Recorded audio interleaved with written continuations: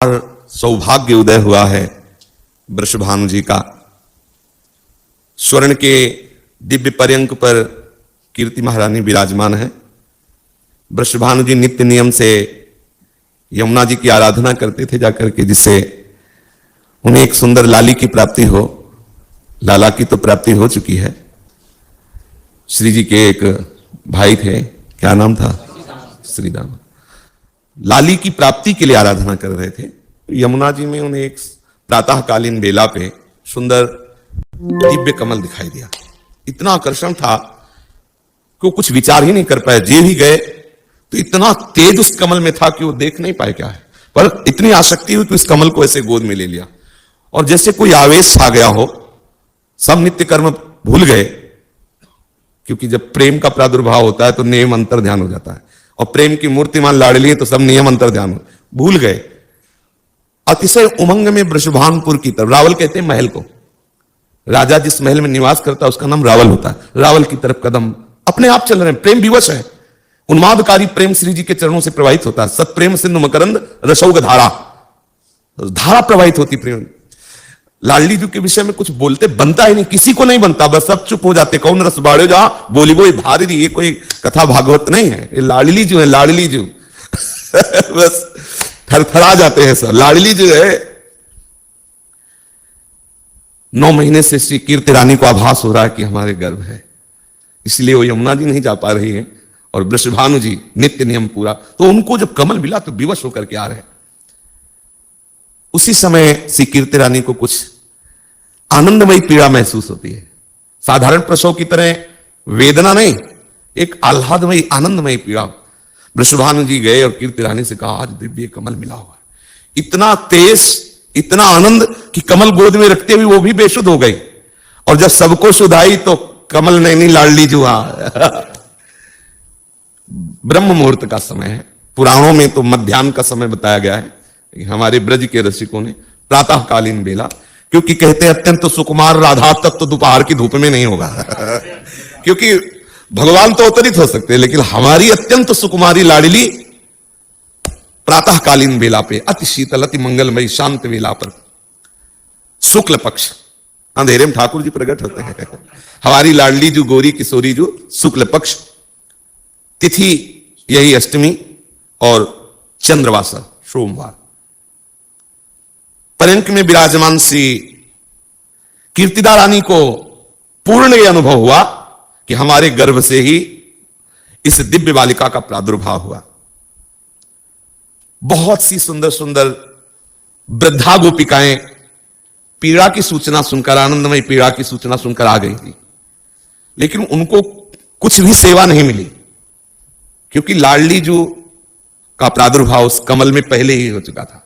निकुंजेश्वरी कमल में आके विराजमान हुई और फिर कीर्तिदा की गोद में आ गई।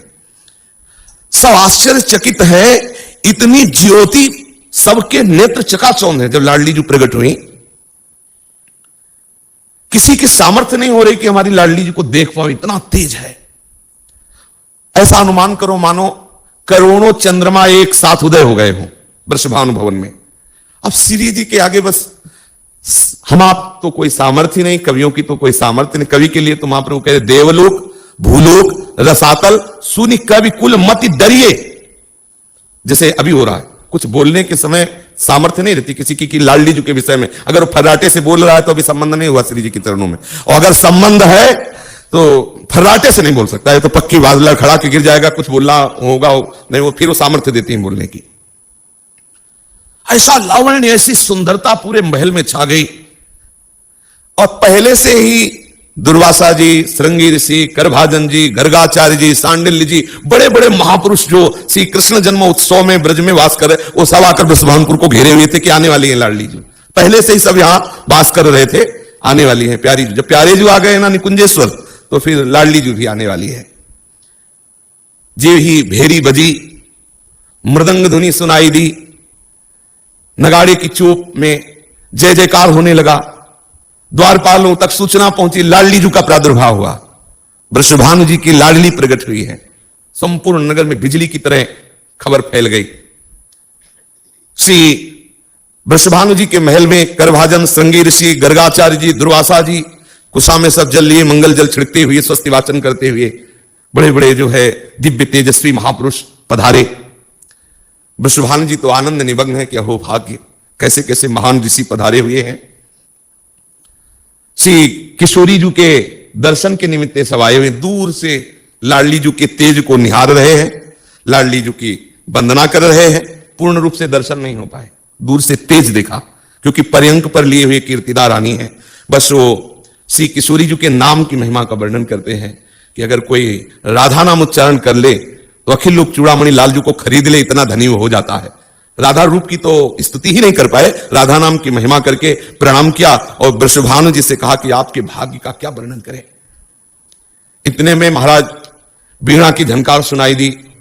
श्री देवर्षि नारद जी, जिस दिन से लालजू का प्रादुर्भाव हुआ उस दिन से नारद जी इस खोज में थे कि प्यारी जू कहां है। अगर प्यारी जू को पधारना है तो पहले से भूमिका तैयार हुई होगी ब्रज में, कहां पधार रहे, बार बार ध्यान के द्वारा देख रहे हैं, लेकिन इनके ध्यान से परे श्री लाडली जो है। तो जब सुना कि वृषभानु के यहां लाडली जू का प्रादुर्भाव हुआ, सुनते ही अपार आनंद और खिंचे हुए वृषभानु भवन की तरफ गए।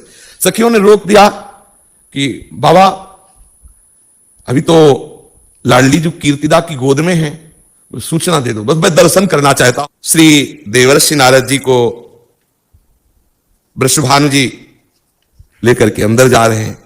कीर्तिदा रानी प्रणाम मुद्रा में होती हैं। सुप्रसन्न दृष्टि देवर्षि नारद जी की हो रही है।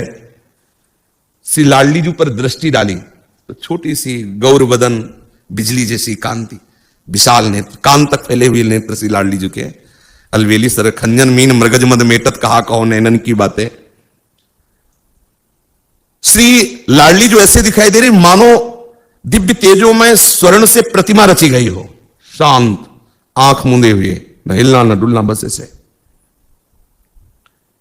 अभूतपूर्व आनंद का अनुभव हो रहा है देवर्षि नारद के हृदय में। 2 घड़ी तक तो उनको सुध ही नहीं रही कुछ, 48 मिनट तक तो ऐसे ही, बस जैसे मानो शिलाखंड हो। 2 घड़ी के बाद कुछ ज्ञान हुआ, सोचने लगे कि ये तो प्यारी जो नित्य किशोरी है, बाल रूप का सौंदर्य तो हम सह नहीं पा रहे हैं। 48 मिनट के बाद होशाला देवर्षि नारद जी को ब्रह्मलोक, रुद्रलोक, इंद्रलोक, सब लोकों में गया, लेकिन कहीं ऐसी देवी के दर्शन नहीं हुए जैसी मुझे कोई बेहोश कर दे, ऐसा मैंने दर्शन आज तक नहीं किया। अपार प्रीति उमड़ रही है गोविंद के चरणारविंद में इस बालिका के दर्शन से। आज तक कभी श्री कृष्ण के प्रति ऐसा प्रेम नहीं हुआ जैसा अभी हो रहा है। समझ लीजिए, लाडली जी की कृपा का स्वरूप होगा कि आप गोविंद अनुरागी हो जाओगे, और गोविंद अनुरागी का फल होगा कि आप राधा के बिना जी नहीं सकते हैं। बस अब तो निश्चित हो गया कि रासेश्वरी पधारी है देवर्षि नारद जी को। ऐसा फिर सोचा कि अभी अवसर है, आगे तो नहीं अवसर मिलेगा।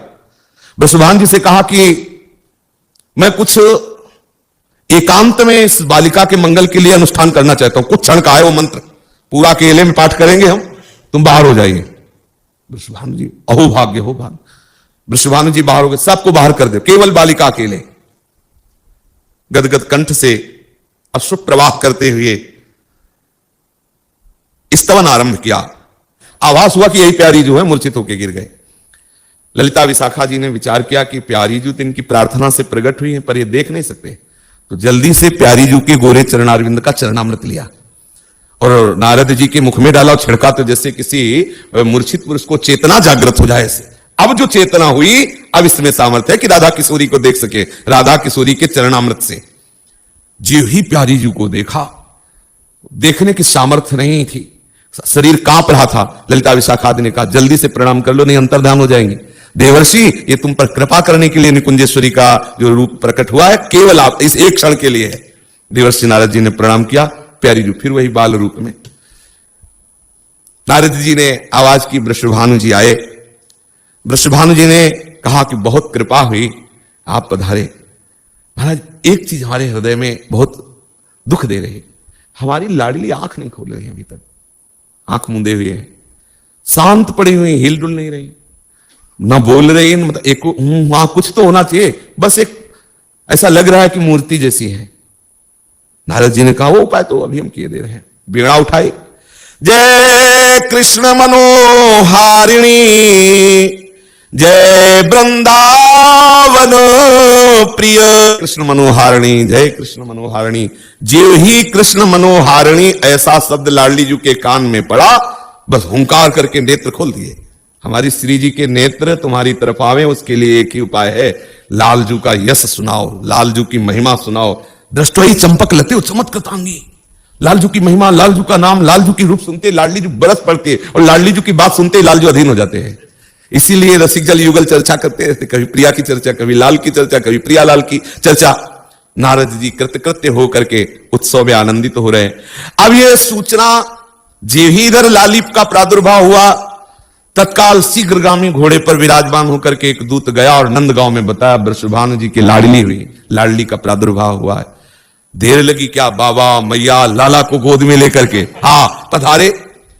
सखी जन और ब्रजवासी जन आनंद मोद में भरे हुए उत्सव मना रहे हैं। कोई कुछ वार रहा है। बाबा मैया ने सोचा वृषभानु जी के यहां कोई कमी तो है नहीं, बाबा से कई गुना संपत्ति वृषभानु जी के यहां है, हम लाडली जी के ऊपर वारे तो क्या वारे, बाबा है, ये भी नंदपुर के राजा है, अगर वो वृषभानुपुर के राजा है तो नंदपुर के राजा है, क्या वारे। तो उनको लगा कि लाडली जी के ऊपर वारने लायक तो केवल नीलमणि है।